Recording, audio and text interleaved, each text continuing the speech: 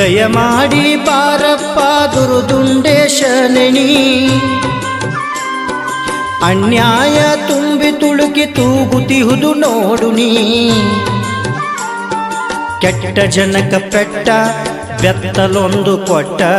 ಗುರುಧರ್ಮ ದಾರಿ ಹಿಡಿಸುನಿ ಭಕ್ತಿ ಭಾವದ ಊಟ ಉಣಿಸುನಿ